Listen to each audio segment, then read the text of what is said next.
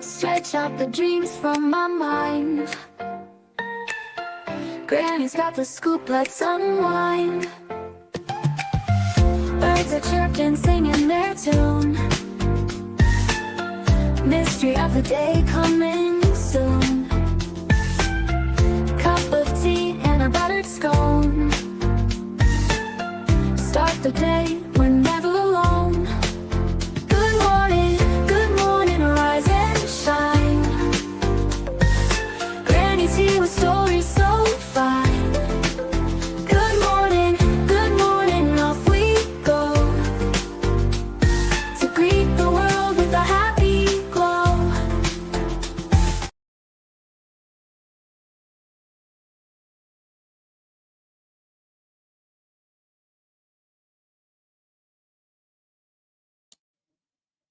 Good morning, everybody. I hope you're doing wonderful this morning. Grab your coffee, grab your tea, whatever it is that you drink in the morning. And we're going to get started. Today we're talking about a case that's actually trending about an OnlyFans model who red-rummed a client during BDSM. Guys,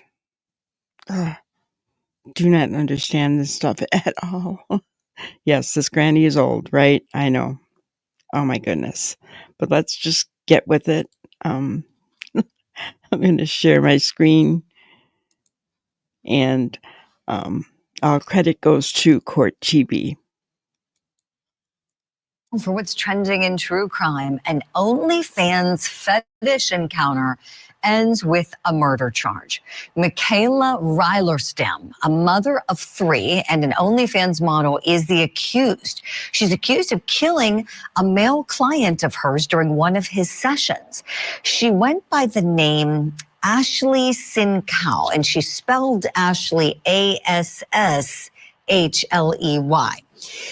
That was her name on OnlyFans, and police in California say that she fatally suffocated a male client who hired her to engage in some fetish acts. The alleged crime happened on camera as well.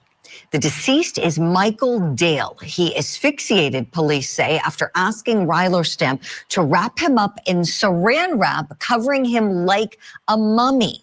He also requested to be bound by duct tape and have women's boots glued to his feet. This is according to court documents. He also had a plastic bag over his head.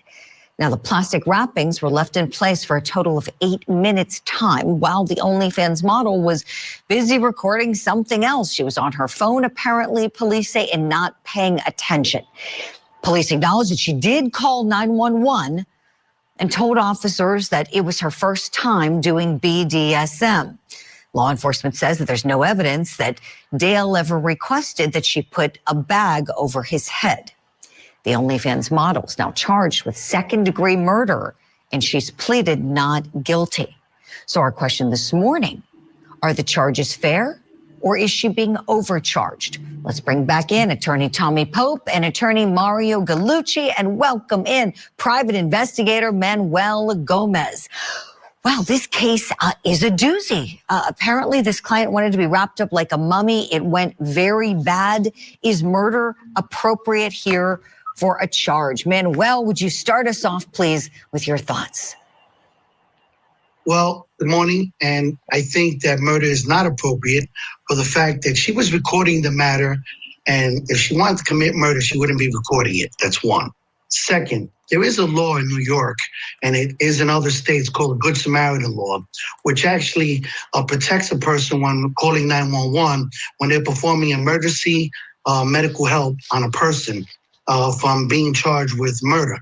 Now, I think on this case, and I know it varies in every different state, what the parameters are for that law, but I think this would be relative in this case. For the fact is, again, this was a fetish. Unfortunately, this happens all the time in New York.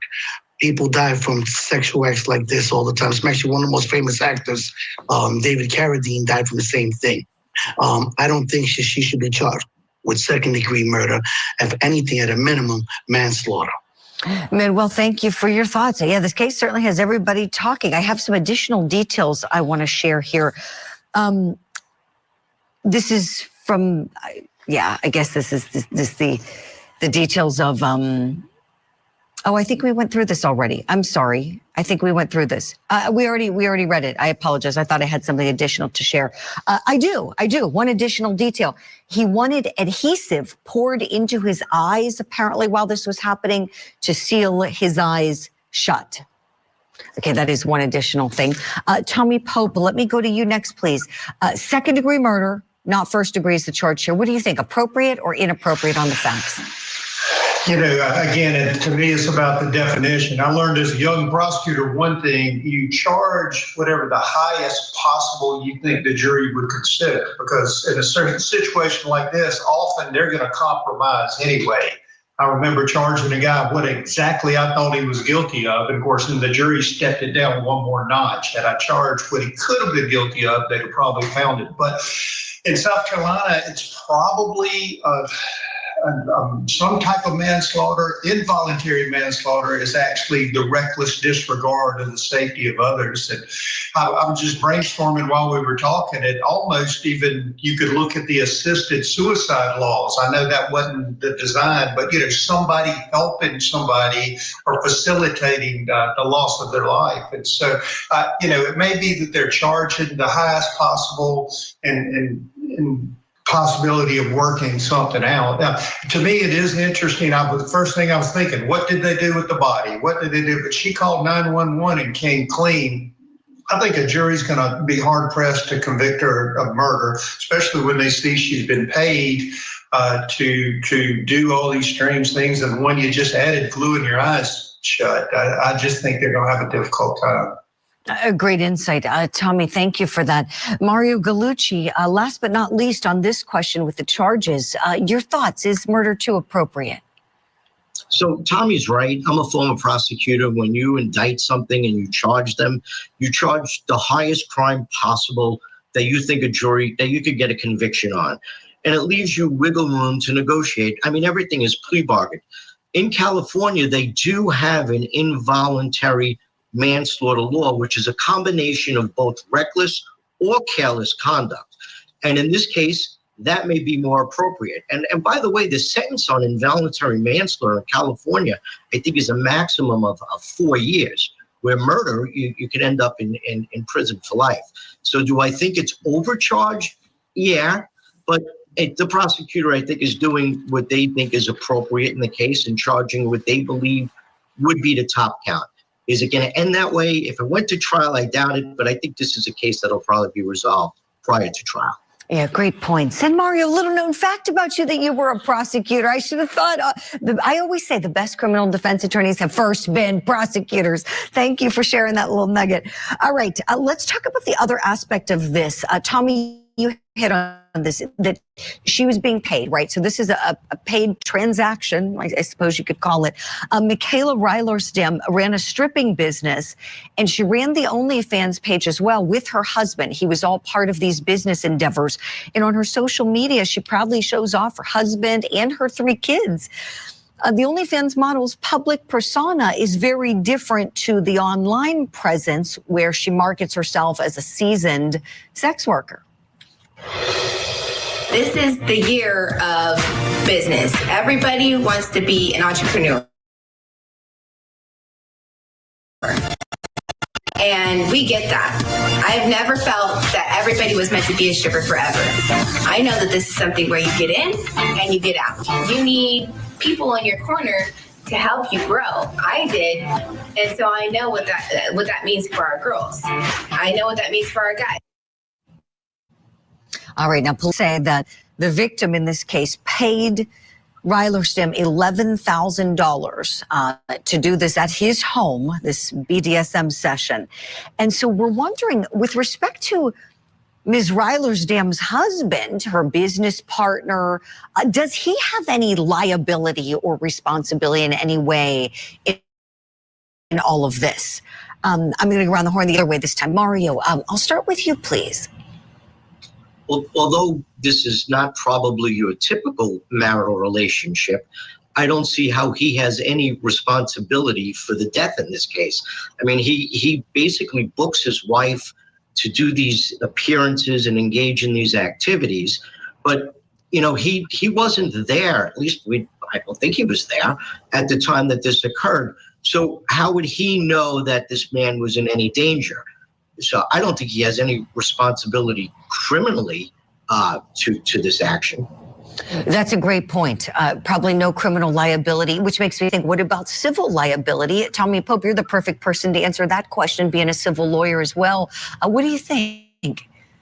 It's ironic. Mario just teed it up for me. That's that former prosecutor thing going. But I know. I think that I was thinking, oftentimes, I've got a case I'm trying in a month or so, and basically it's a dump truck driver, but we're also looking at the company he worked for and like a failure to train. And as macabre as that sounds with this OnlyFans stuff, if it was truly a business there, and from a civil standpoint, there's a possibility that they are brought in and respondeat superior, let the superior reply that he could be equally responsible. It's even stranger that they're married. It would almost make more sense if it was truly a separate business partner. But I think definitely there's the civil potential there. I was thinking, Julia, it's really going to come down, if it gets to the courtroom, of what the jury thinks about the individuals. It is so bizarre in so many levels. Do they think that the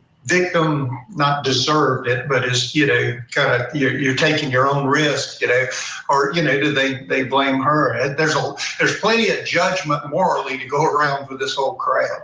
Right. Oh, Tommy, you got me thinking. That's an excellent point. Jury selection. Like, what would that be like when the attorneys would have to ask these prospective jurors if they're familiar with BDSM, if they have a strong disapproval of it for some reason, if there's a bias, So, yeah, this case is so sad and would be incredibly uncomfortable if it goes. Manuel Gomez, would you take us home here? In terms of the husband, what would you want to know about him? If you could talk to him, any thoughts you have on the investigation, whether there's anything to explore with regards to him? Well, I would think that he is liable for the fact that he's marketing his wife and that he's not properly training her to perform these acts in a safe manner. So I think that's where that company will be liable in this case, and he should be held accountable as well. Mm-hmm. Civilly, you're saying, right? Yeah. I bet there's going to be a civil lawsuit. Yeah, great points you've all made with this one. Gosh, this is awful. Wow, guys, huh? So if you were the jury in this case, what would be your thoughts, right? He paid Srierstam $11,000 to do this act. When you hear the details, women's shoes glued to his feet, he wanted adhesive put into his eyes so that they would remain shut. He wanted to be wrapped in saran wrap. Guys, first of all, I don't care what kind of business I was in. I don't think I could do that to anybody. I'd be questioning him like, wait a minute, you can't wrap your nose and your mouth with saran wrap. I can wrap it everywhere else. No, I'm not going to put adhesive in your eyes. You could hurt your eyes. I understand $11,000 is a lot of money, but my goodness, I can't even imagine why she would do such a thing. Why? Right? I don't understand it at all. On the flip side of the coin, I'm not so sure it's murder, right? Yeah, he wanted it. He paid for it. She tried to help him. She called 911. But, I'm just thinking about all of this and what a mess. And she's got 3 innocent, beautiful little children. We're going to lose her mom for a little bit of time here. maybe for life, if they get away with murder. The prosecution gets away with murder. But seriously, juries are picked out of people like you and me, guys. Tell me in the comments, what are your thoughts? Would you find her guilty of red rum? Would you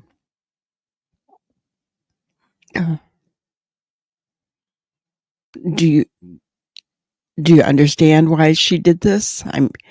Because guys, I'm going to tell you, this old granny was never into BDSM, right? I'm not judging people who do. But in my opinion, this case got a bit carried away. I don't know. I don't know anything about the man. Was he married? Did he have children?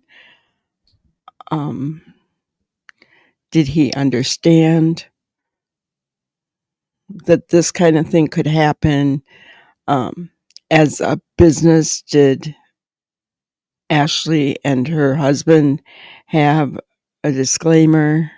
There's so many questions I have, right? And even with a disclaimer, does that make them not liable? There's just so much here. Just so much. And a sad, horrific case, right? Very sad.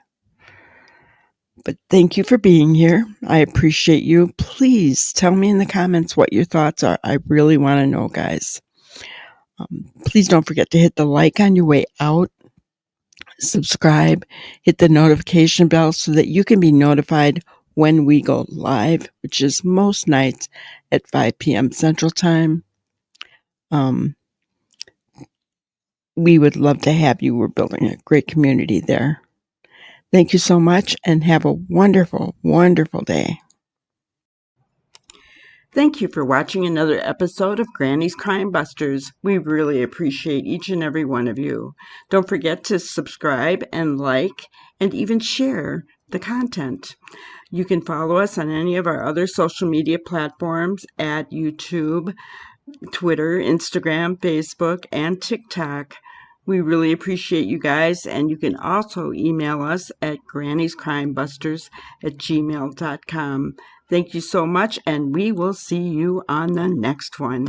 Thanks, guys.